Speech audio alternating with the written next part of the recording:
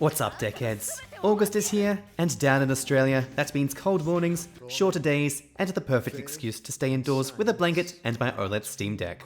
This month's Humble Choice bundle brings 8 new games, and I've tested every single one to see if they're worth your cash or just plain trash. I'll also give you the frame rate, battery life, Steam ratings, Proton DB status, and how long to beat times so you can skip the guesswork and get straight to the gaming. Speaking of frame rate, you may have noticed that the FPS counter is back in some of the games. After having corrupted or even sometimes straight up failed recordings with Steam's inbuilt game recording and Decky recorder, I decided to externally capture all my gameplay footage. Now the recordings are much more stable and I can show the frame rate real time again, so that's a plus. Somewhere in this video, I'll announce the winner of last month's Steam Key giveaway. Want to be in the running for next month? Just leave a comment telling me which game from this month's bundle you want. I'll pick my favorite comment and announce the winner in next month's video. Without further ado, let's get started. I guess we'll just hold on and hope. Persona 5 Royal is what happens when you mash together a visual novel, a turn-based JRPG, and a part-time job simulator, then feed it an unholy amount of style until it bursts at the seams. You're a high school student by day, a phantom thief by night, and a time management disaster by every waking hour. The story is equal parts friendship drama, supernatural crime spree, and social commentary, all wrapped up in a slick UI and one of the best soundtracks in gaming.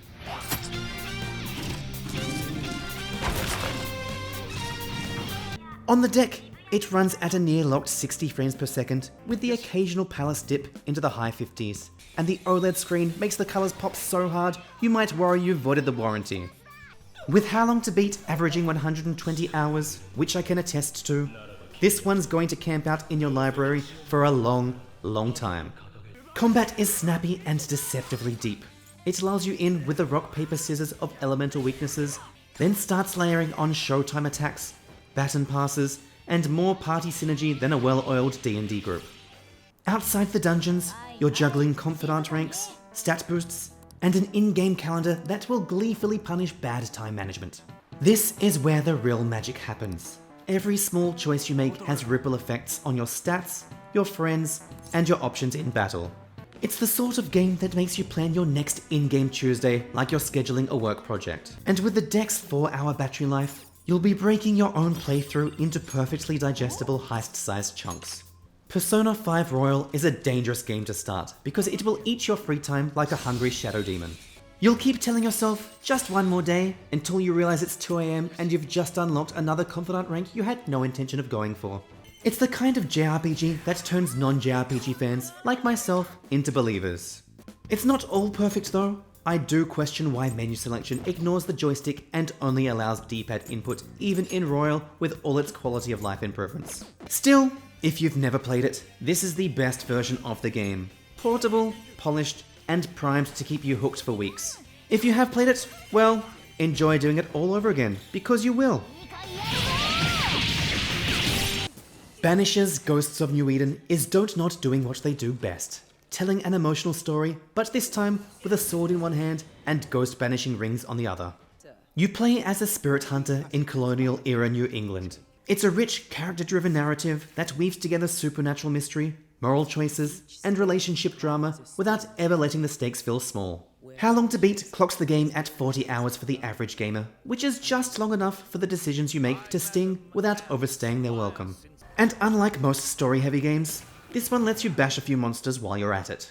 The deck holds up surprisingly well here, with performance usually in the upper 50s to 60, and battery life hovering around the 3.5 hour mark if you're running medium settings.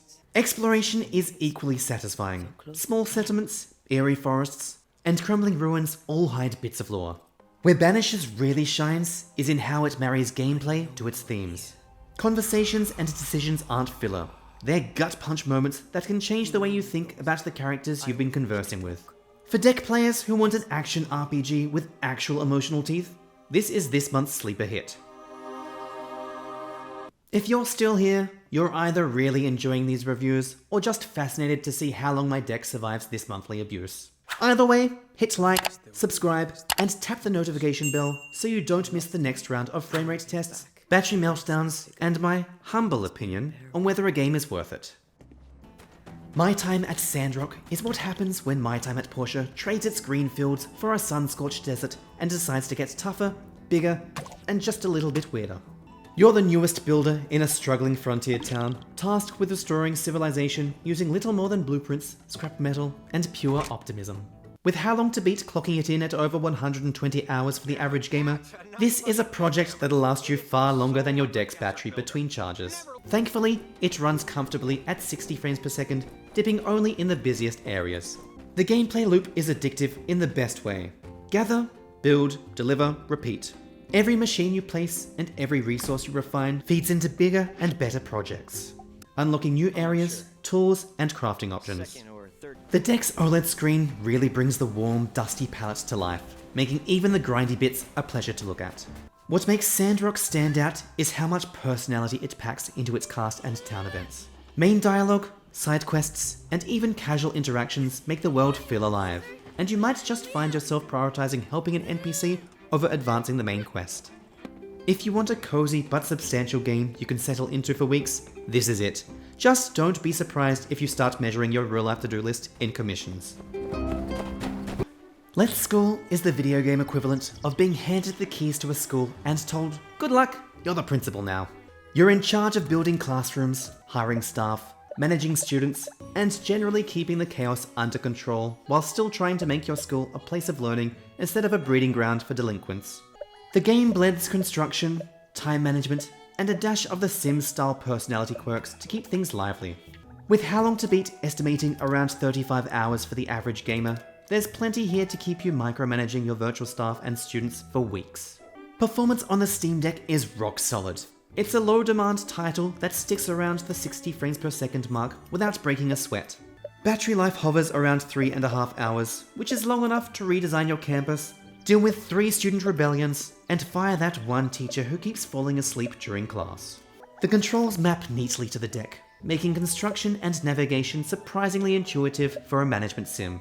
The game is equal parts strategy and chaos management, and it nails that sweet spot where every play session leaves you with a ridiculous story to tell.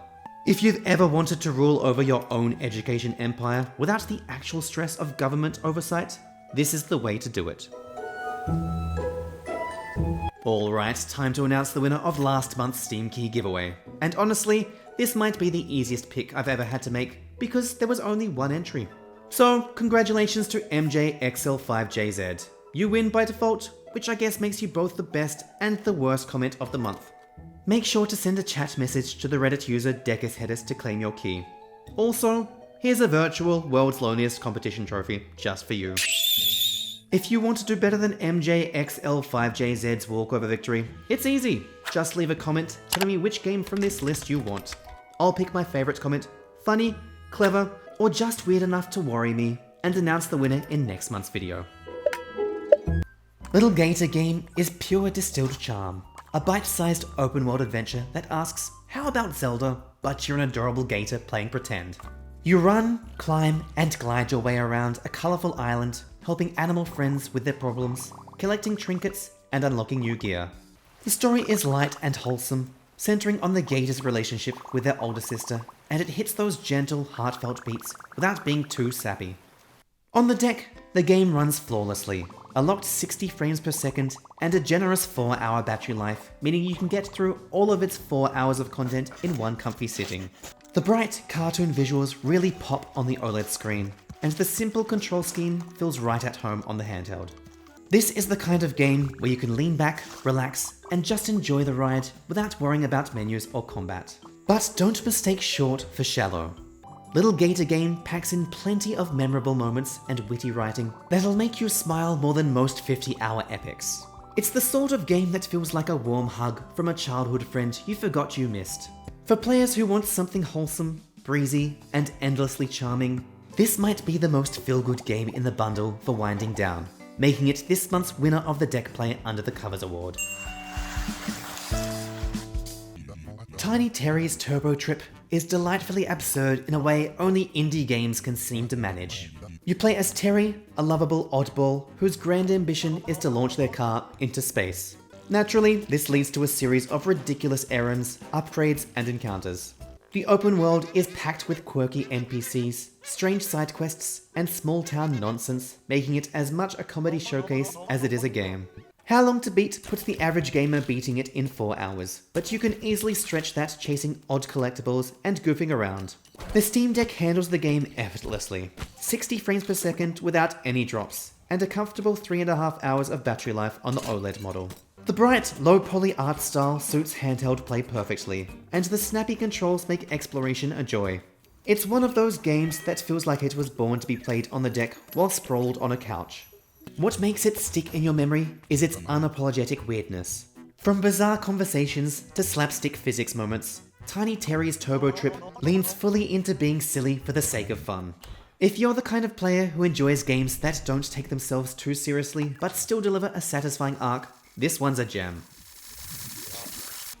Wildmender is a serene survival crafting game that puts you in the middle of a dying desert and asks you to bring it back to life. You'll plant trees and slowly transform the barren landscape into a lush oasis, all while fending off corrupted spirits and exploring ruins. The mix of exploration, resource gathering, and environmental storytelling makes for a meditative but engaging loop. How Long to Beat estimates around 37 hours for the average gamer, which is a sweet spot for players who want a longer-term project without the grind of an endless survival game. Performance on the deck is solid, generally hovering between 50 and 60 frames per second. The OLED screen really makes the transformation from desert to oasis pop visually, and battery life sits at about 4 hours, plenty for extended play sessions. The controls adapt well to handheld, making gardening, harvesting, and crafting feel smooth even without a mouse and keyboard. There's a quiet satisfaction in watching the world bloom under your care, and Wildmender nails that sense of progress. It's a slower, more thoughtful game than most in this bundle, but that's its strength. It's a perfect palate cleanser between heavier or faster-paced titles. For players who enjoy cozy games but still want a bit of exploration and light combat, this is an easy recommendation.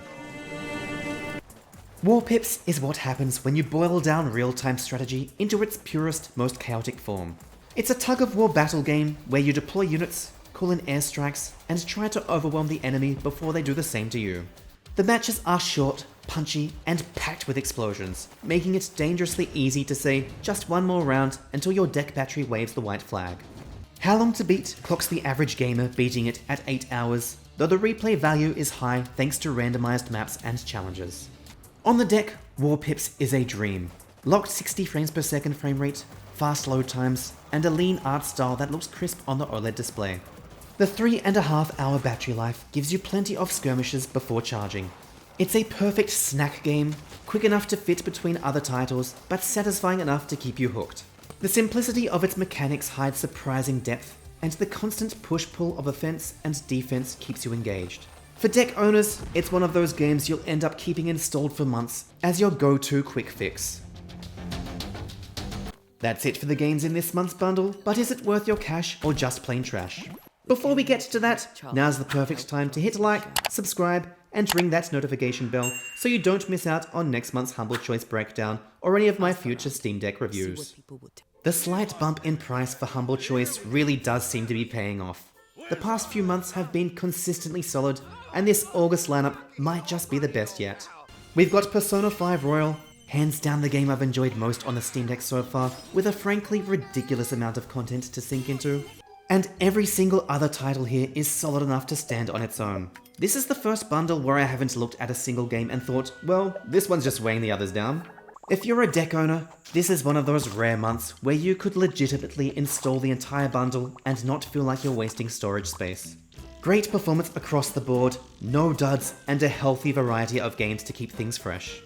That's it for this month, Deckheads. If you liked the video, don't forget to hit like, subscribe, and ring the bell so you don't miss the next Humble Choice breakdown or my upcoming Steam Deck reviews. Stay warm or cool depending on where you are in the world, and I'll see you next time, Deckheads.